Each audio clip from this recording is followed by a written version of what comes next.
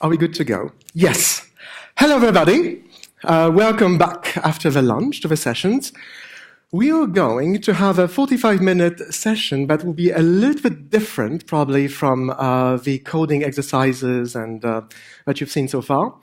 It's going to be quite interactive, and at some point I will ask even a volunteer from the audience to come on the stage. Beware, it's going to be recorded and streamed. But if you're looking for fame and celebrity, please do volunteer. My name is Piotr Mirowski. And I have a friend, Corey Matthewson, with whom I collaborate on this project.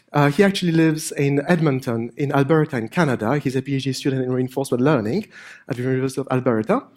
And we have come up independently and then together with the idea of doing improv comedy with a robot and a chatbot. So just by a show of hands, how many of you have already seen an improv show before? Okay, that's about 30-something%, which is great. For the other ones, don't worry. Improv is essentially theater without script. So there is a little... So we are going to improvise with a machine, and there are lots of technical considerations. You just saw us handling the sound output. Everything will be running on this laptop with an AI that we designed. And I'm going to walk you in the talk over how this works. But before we actually proceed with the rest of the show and the presentation, I would like you all, and that's a tradition that we have established with Corey, I would like you all to take a deep breath and lower your expectations. But I think you're all programmers, so you know how things work. Great, I think we can start the show.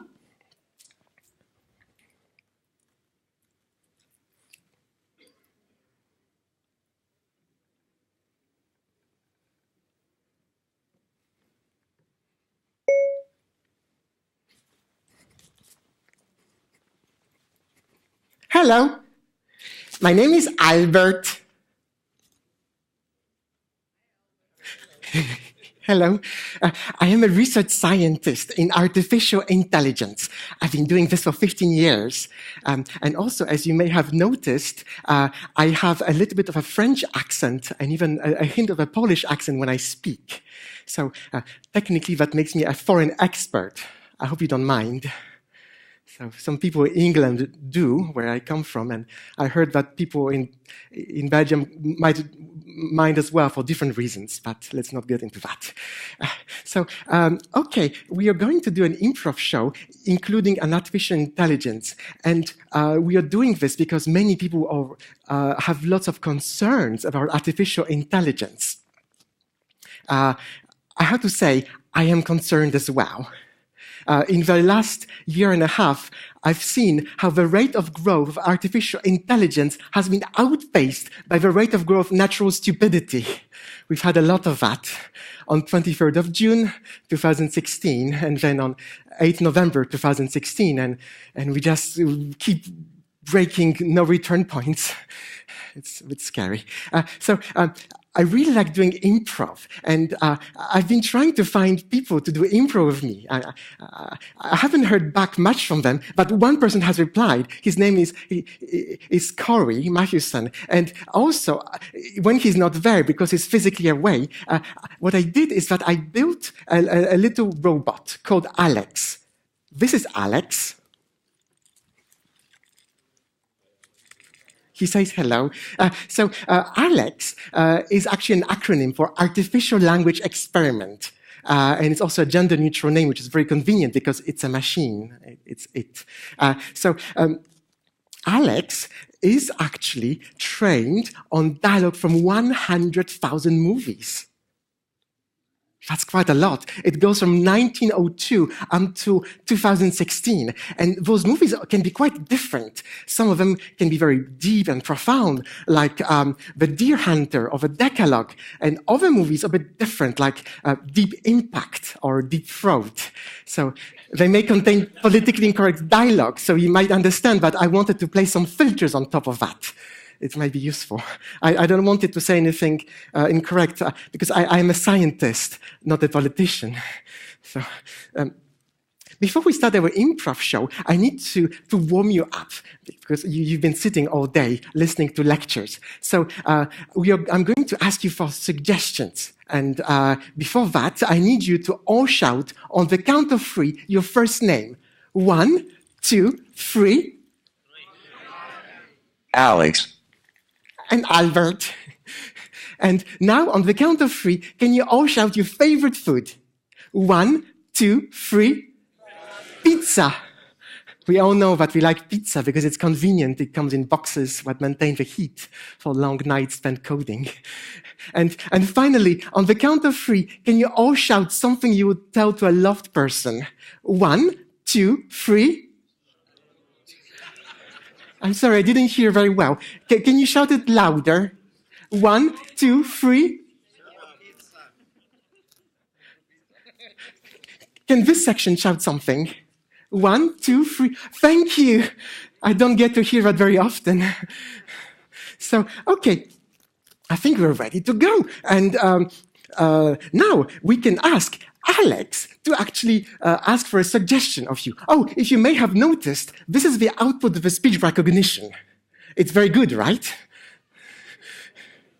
It is part of a show. Yes. Okay, so Alex will ask for a suggestion. Hey humans, can we ask you for a suggestion of a dangerous activity? A dangerous activity. Scuba diving? Yes. Lions? Drinking Belgian beer. Okay. Driving in Antwerp. Okay, after having drunk Belgian beer. Great. I'm going to start the improvisation. Start improvising.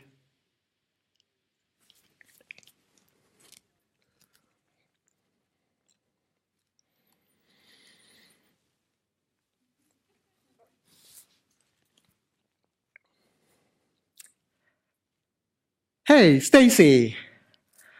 How do you enjoy my driving in Belgium? Driving a beautiful Aston Martin from the country where I come from. Stacy? You're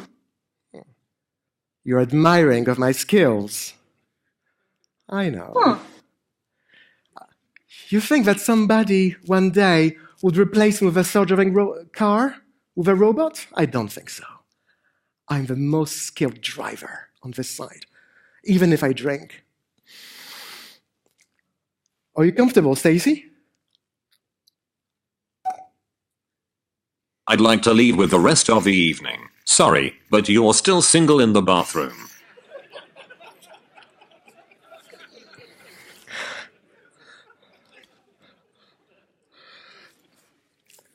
Don't worry, Stacy. I would take care of you, and I would take care of myself. I would take care of the car, first and foremost. I wouldn't want to damage the car at all. And that will leave us live for the rest of the evening. And as far as the bathroom goes, well, that's my private life, Stacy.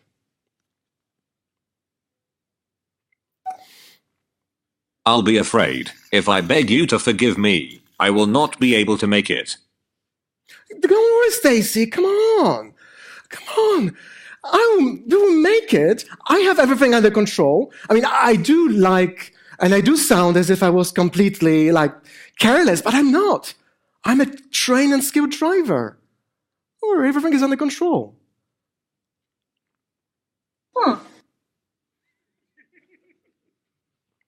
I knew you would trust me, Stacy. I've been in love with you all the time I've known you all, too. I know, Stacy. Since the day I saw you, that was 3 years ago, when you were sitting in front of that computer in the computer lab, I thought, well, that girl. And you're not looking good at this. I'm just going to start with your new book.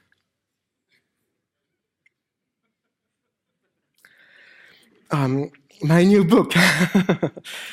Yeah, good. I mean, at least you're going to spend the evening with something I created. I think I should be happy with that. I mean, I would prefer to spend the evening with you. I thought that was true. How would I know? You don't trust me?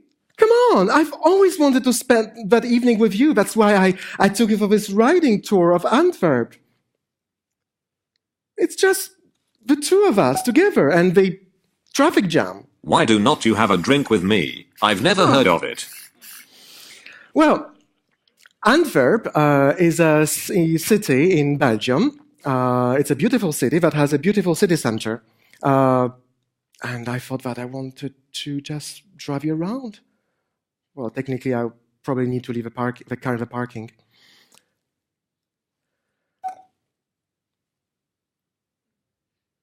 You know that, but you have not had much time. But all you've been trying to do is go to the police. Please believe me. Stacy, oh. Okay, are you trying to tell me... Are you trying to tell me I had too much of a drink? Are you trying to tell me I'm irresponsible? Before you are killed, I thought you were not sure what you were going to do. Okay, I got it. It's your way of showing me tough love. You're trying to scare me into not drink driving anymore, right? Thank you, Stacy. I think I had a lesson. You're a man of luck. I just wanted to make sure you were in the same room. I am in the same room as you, Stacy, in this car, and I'm also on the same page as you. I love you, Stacy. And sing. Thank you. So now, I think that I would just proceed with the rest of the talk. So, and maybe I also might deactivate the input of a robot. So, let's first introduce ourselves a bit more properly and tell you what led us to actually work on that subject. So, yes, we are two nerds with a passion for theater. So on my side, I started doing improv as soon as I entered engineering school in France, ENSET, in Toulouse, and that was in 1999 with Compagnie CCD. And we were part of an improv, university improv team called Les Improbables. I continued doing improv in a foreign language, in English, when I moved first to England for 1 year and then for 10 years in New York. And over there, I was member of a troupe called Cherub Improv, which was doing improv comedy in nursing homes, hospitals, and basically trying to cheer up people. And that was a wonderful experience because we communicated a lot with the patients. And 4 years ago, 4.5 years ago, I decided to come back to Europe. And of course, I started looking for places doing improv. And well, I came back to London with a job. And there I discovered something even more exciting, which is musical improv, where you literally try to build in real time and completely spontaneously an improvised musical with rhymes, rhythm, melody, and of course, all done in a group. And also, since I love theater, I also decided to take some drama classes at London School of Dramatic Arts. And that happened in parallel to, well, my engineering studies and then doing a PhD in computer science at NYU with Yann Lequin, and my interest in deep learning for sequence modeling and time series predictions. So for some of the problems I worked on included epileptic seizure prediction from EEG, or modeling language, using statistical language models. And so I think you can see the connection starting building up, and why I decided to combine both, theater and AI for language. My friend, Corey Matthewson, is a PhD student in reinforcement learning and robotics at the University of Alberta. And I met him online after he blogged about his show in April 2016 that he did at the Rapid Fire Theatre in Edmonton with Pyggy, a chatbot that he assembled. And immediately we established connection and we started collaborating. And Corey is a skilled improviser, an award-winning improviser who, among others, improvises TED Talks. So he literally gets the title of a TED Talk from the audience and the slides are prepared by somebody else. And he needs to make a speech about it. He also runs 6 Degrees of Science, which is quite educational, mixed with improv. So Corey and I started literally a long-distance relationship, so to speak. And that's also the name of a show structure that we devised, where we basically improvise remotely. Corey and I connect via Skype or Google Hangouts, and we do an improv scene, accounting for 7 to 8 hours of time difference, which is quite interesting when he does a show connecting from at 4 p.m. from the mountains in Alberta, and I am in a pub in London, or vice versa. He's in a performing space in Edmonton, and I wake up at 3 a.m. to get ready for the show. Our inspirations are multiple, and we've really been lucky to meet a lot of very good skilled improvisers who explored the medium extensively. And so that includes the Showstoppers, who won an Olivier Award for the improvised musical, Happily Never After by the Nursery Theatre and the Maydays, who improvise a musical in the theme of Burton's movie. Also Whose Line Is It Anyway, which is probably one of the more known improv shows screening on television, which essentially contains some of those short-form games that gave inspiration for building a chatbot and interacting with it. So one of the game in Whose Line Is It Anyway is called Pick a Line, where the performers literally pick a line written in advance by the audience members. They pick it from a hat. And then while they do a scene in real time, they have to integrate it seamlessly as if it was exactly what they were intending to say. And they have to justify that line, even if it makes absolutely no sense. So you agree with me that if you have a chatbot that interacts with you in an improv game, that's essentially kind of comparable, with the only exception that the chatbot might actually pick up on some cues if the speech recognition works well, and use it to inform the scene. So now I think it's time to deep dive into our creation itself. A.L.E.X. Well, Albert also is also an invention. We tried to basically, I was trying to go with the usual stereotypes of a nerd. Hence the glasses, the suspenders, and the tie. I think that's a very 1980s, 1970s stereotype. But coming back to A.L.E.X, Artificial Language Experiment, it is essentially a statistical language model based chatbot which is trained on film dialogue. So no discussion about chatbots can be done without mentioning ELIZA, developed by Professor Joseph Weizenbaum at the MIT in 1966, which is the first case of a program that tried to pass the Turing test and induce the audience members, people interacting with it, into believing that it was coming from an actual human being doing a psychoanalysis session.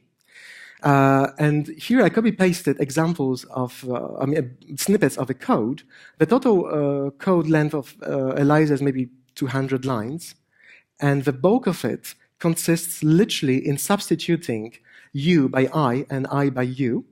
So rephrasing the question from what's being asked, and sometimes finding keywords and giving a generic response or a generic question. And actually it's typically questions. What's very frustrating with ELIZA is that it keeps returning questions back to the person who interacts with it. And this way it fuels that conversation. But it becomes a little bit frustrating after about 10 exchanges. And Joseph Weizenbaum apparently observed that one of his coworkers once was locked in a room with Dr. Eliza, and when he entered, that coworker told him not to be disturbed because he or she was really appreciating the psychoanalysis session with the chatbot. So it really did work at the time for some reason. So coming back to A.L.Ex, I said that A.L.Ex means artificial language experiment. It's also a reference to A.L.Ex the parrot. I know you've heard about the parrot that Dr. Irene Perberg from Harvard was training for 30 years to essentially learn bits of language and count up to 6 and learn a vocabulary of 100 words. This reference is essentially a way of saying that all that we're doing is just building a parrot, nothing else, but doesn't really understand what's going on. So A.L.Ex, at its core, has a recurrent neural network, which is used to generate text word by word. And I wrapped it with a dialogue system that enables turn-taking to essentially understand when a line ends and when the next line begins, and when it should stop talking. I also have a system of ranking multiple candidate sentences based on the likelihood, the statistical likelihood, and choosing the most likely one. The inputs to A.L.Ex are speech recognition. And so on this stage setup, I'm using a wireless headset. So that's why I have 2 microphones that's sent to a wireless base, and then it's connected to this laptop. It's not perfect, and we are still looking for a good solution that works well and that can accommodate various accents. Then, of course, there's text-to-speech, which enables the audience in a pub or in a theater to listen to it. There is a user interface, as you've seen, a server that can be very useful for further interactions, for instance, connecting an avatar that runs on a different server. So the data set that we use to train A.L.Ex is a corpus of 100,000 movies, 100 films that we connected from open subtitles. And that represents almost 1 billion word tokens. One of the possible justifications for making that choice is that improv actors are actually using some forms of scripts, some forms of patterns. And so we thought that the kind of patterns that are prevalent in movies or plays are essentially can be used for a chatbot. The statistical language models themselves have gone through multiple refinement iterations. It all started with Claude Shannon, the inventor of the information theory, who devised the idea of n-grams, conditioning the probability of a word on position n in an n-gram on the n-1 preceding words. And if you have a large corpus of text, you can literally compute those statistics by counting for each given context what is the most likely word that follows. Of course, this has a limitation, but the context is just as long as n-1. This idea has been refined massively over the ages, and in 2006, it was introduced by search engines for doing machine translation. And this worked quite well at the time because of the large amount of data. And it has further been refined using neural networks. Already at the time of Claude Shannon, people were using it for generating text. And for instance, Keith Johnstone, who wrote the textbook on Improv, looked at how this could be used to generate a piece of text, using an n-gram of length n-1 equals to 3. The hand and frontal attack on an English writer that the character of this point is therefore another method of the letters at the time of whoever told the problem for unexpected. So you see that it doesn't really make sense, because the context is only as long as 3 words. And so it completely loses the structure of a sentence after that. And there's no meaning whatsoever. What we use now is a recurrent neural network So recurrent neural network is essentially a neural network that has connections going forward in time. And that means that as the neural network is iterated on successive words and produces new words, it maintains a hidden state representation of the sentence so far. So for instance, for the sentence, the cat sat on the mat, we can imagine that we start with a neural network initialized with some hidden state, and then we propagate forward the embedding of the first word, the. We add it to the hidden state, and from there we can generate probabilities of the following word, so something that follows the, so for instance, the cat. And then we propagate it forward and add a new word, so cat, the sat on the mat. This is how the network works when it's iterated forward, when it's inferring a new sentence. To train it, what we do is that we take an existing corpus of sentences and we feed as inputs to the neural network the actual words encountered in those sentences, for instance, in the movie dialogue, and then we correct the outputs at every time step and propagate the error back into the neural network. And this, and the specific kind of neural network architecture that we use is a long short-term memory. I won't go too much into the details, but it's essentially the state-of-the-art today that's used by every single search engine to do machine translation or speech recognition.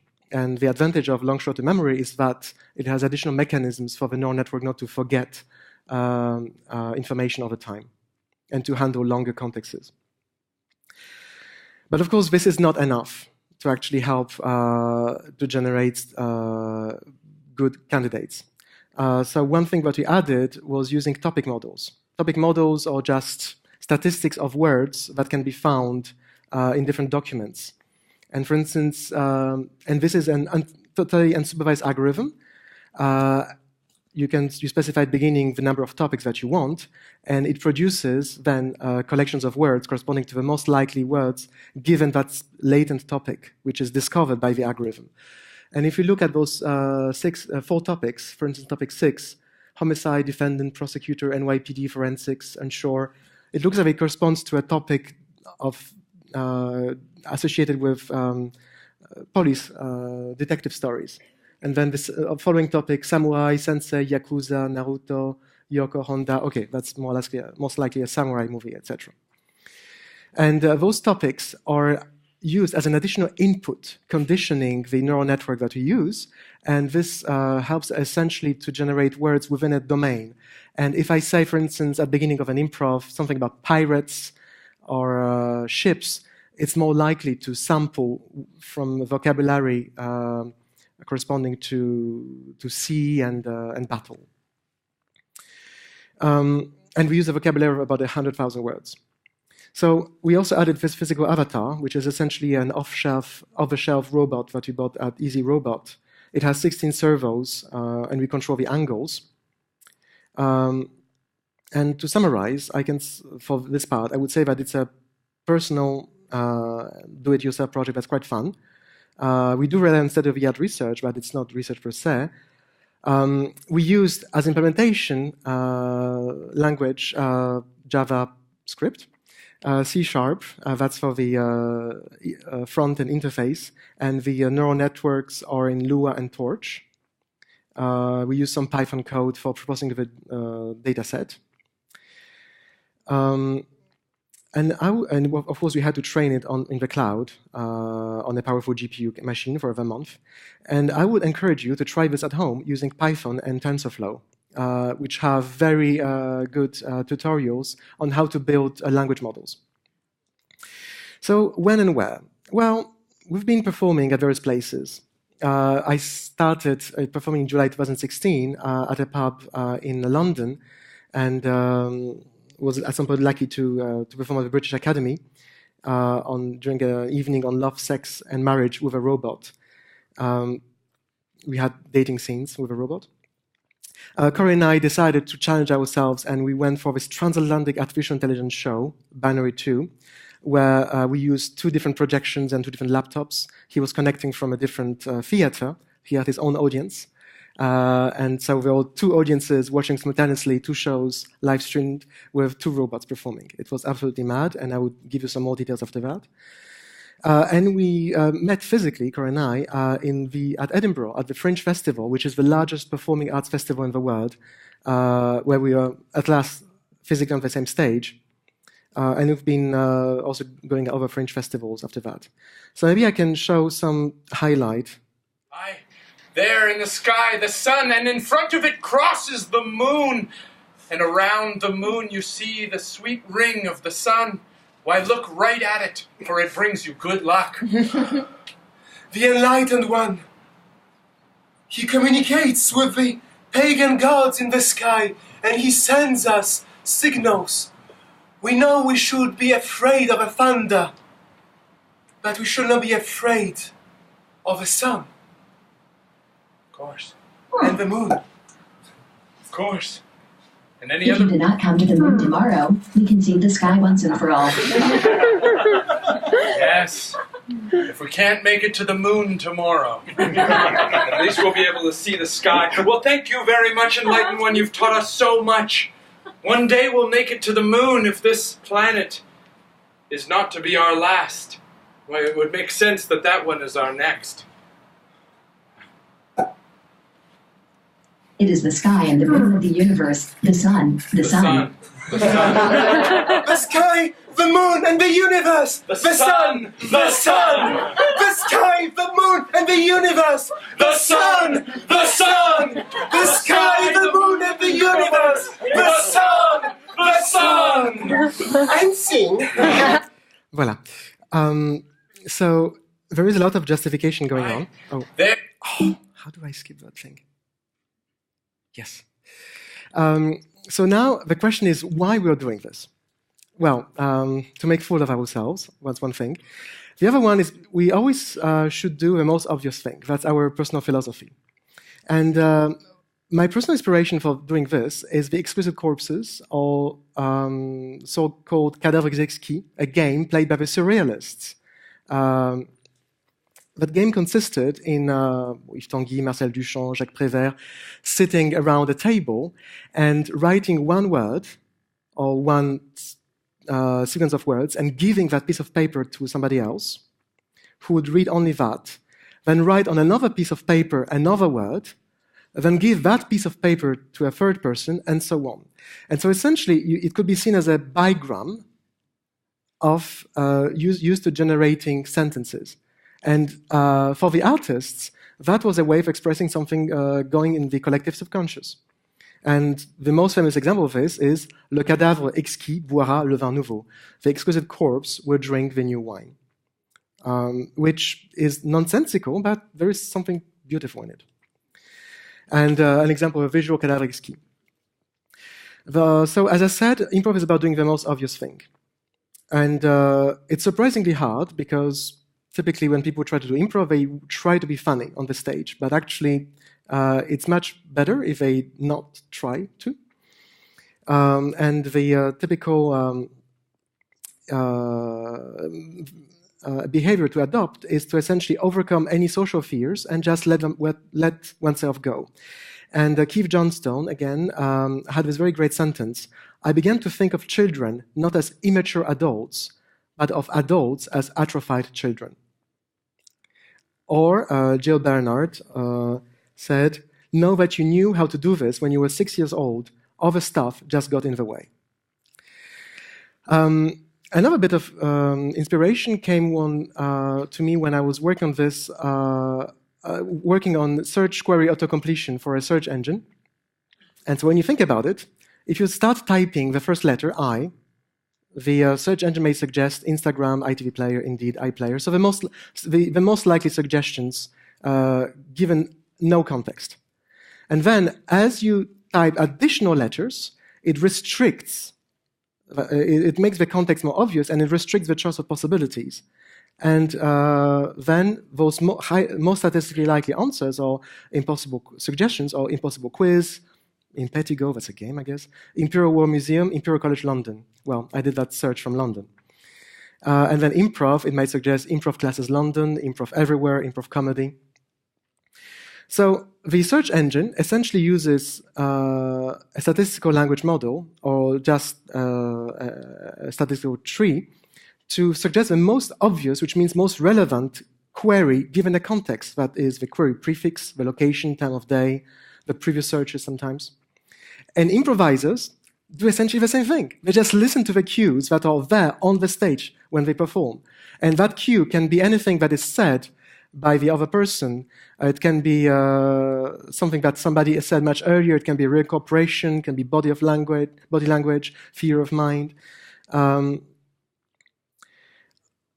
So this project made us think a lot about the whole notion of artificial creativity. And my personal opinion is that so far we have not achieved at all, with one single exception, artificial creativity. And the only exception is this model-free reinforcement learning-based neural network algorithm that was trained to play the game of Go and to master it. And in the latest version of it, AlphaGo was trained without any human input. So the only inputs consisted in 19 by 19 boards, and the targets were the next movements, but those tags were not provided. The only thing that was provided to the algorithm was the reward, whether the algorithm was losing or winning the game. And it had to come up by itself with winning strategies. And one can say that in that very limited world, which consists of a board of 19 by 19, that algorithm was trained to solve a task and managed to do it. And it did show some creativity that surprised human Go experts who were watching the game. But in order to scale that up to the world where we live, would probably be exponentially complex, right? Another example that was published 2 weeks ago is this paper on generative adversarial networks, which were trained to generate 1 megapixel images from images of celebrities. And the training algorithm consisted in having the algorithm reproduce as close as possible the input, but then also produce an output that was indistinguishable from real photographs. And that algorithm can then be taken to in a pure generative mode to generate the picture in pixel space. So those two photos do not correspond to actual pictures, but they are completely synthetic and were generated by the algorithm. However, that algorithm is creative only in the pixel space. It has no idea what is actually behind the picture that is generated and why that picture can be considered as valid by a human being. So, yes. So this leads us to the obvious obstacle of performing the machine. And as a friend of ours tweeted, we are doing a comedy of speech recognition errors. We had lots of failures. And for instance, when Transatlantic show, since we had so much tech on the stage, 2 mixing tables, 2 laptops, and internet connections to handle, the robot literally crashed and burned, which was quite bad. I had to replace some of the motors. And it was, conveniently enough, the night where the reviewer came to rate our show. But as Thomas Watson said, if you want to succeed, you have to double your failure rate. So as you may have seen, A.L.Ex is an exercise in justification when the machine gives difficult suggestions. We can call it real-time dynamic problem solving. And essentially that's what improvisers try to do all the time. And Corey learned something great from his improv teachers. One should be able to improvise with even a non-improviser actor and still make them look good on the stage. Then, of course, there is the problem of uncanny valley that we know. Luckily, the humane robot places us safely in the toy domain environment, so I think it's not scary. When we came with robot to the Edinburgh Fringe Festival, the kids in the streets loved the robot. But then, in terms of a dialogue model, we are torn between 2 constraints. On one hand, we want to justify and make the dialogue as grounded as possible, to make it as close as possible to real dialogue. On the other hand, well, we also want to exploit the comedy in having an imperfect dialogue, and that actually helps us a lot. So now the doubt. I think I'm going to directly skip to the result of that. But essentially, it's a question that was asked to me once. Do you see one day a machine competing with humans on the stage? My personal answer is no, because that's not theater is about. But okay, let's just do this simple experiment. Can I ask everybody from that side to close their eyes? Yes. And so just that side, just please keep your eyes open. And look at this face. Okay. Now, everybody opens their eyes. So can those who have their eyes open, can you please close your eyes? Keep your eyes open, and if you're on that side, close your eyes.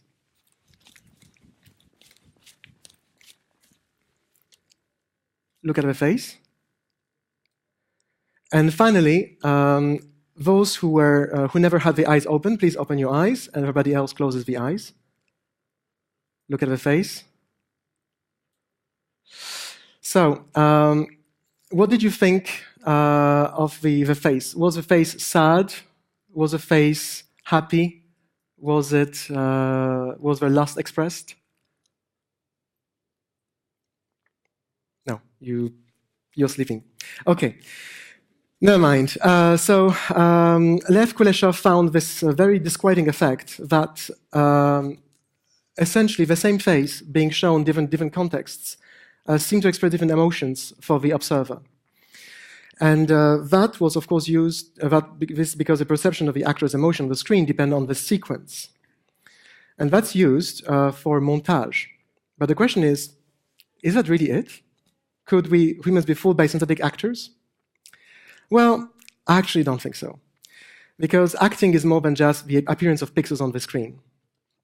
An actor, and that's what Stanislavski explained to us, is basically learning to go into the character and to create, thanks to the Stanislavski system, a new being from the script and from himself or herself to create the character in the play.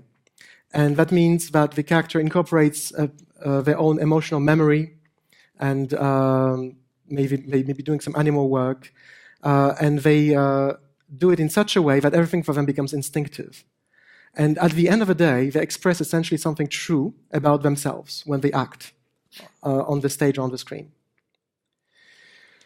So, and the reason why we go to see plays in the theater is essentially to learn something about ourselves as humans. And living in London, I've been able to see great plays that discuss political events, or for instance, Ink that was talking about the sun, or Le Blanc that was talking about colonialism. So, what lessons do we learn from this whole experiment so far? Well, first of all, I'm going to skip the Wizard of Oz experiment.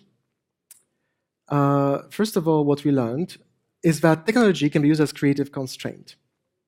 And as the musical Beyond the Fence showed, where lyrics were generated by a recurrent neural network, a musical that was staged on West End, what made this musical watchable was the performers and the human curators. And the same goes for the short movie Sunspring, where the actors, Hollywood actors, interpreted the script. And there are many of examples of using technology in improv. Let's say Yes Android, which is a similar setup to ours, but it's humans who are speaking, and they get suggestions from the machine via earpiece. Or Glassprov, where improvisers have a glass giving them suggestions.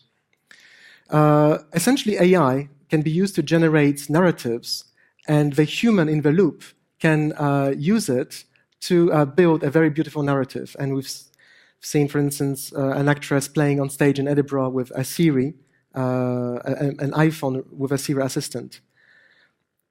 And the takeaways of all our work is that, well, first of all, hugging is fun. But we know that. Then AI can be used as creative constraint. The audience can easily suspend disbelief. Surprisingly, the audience has quite expectations about conversational chatbot agents, which tends to be nullified when we see them. And finally, theater is to talk about ourselves. Thank you.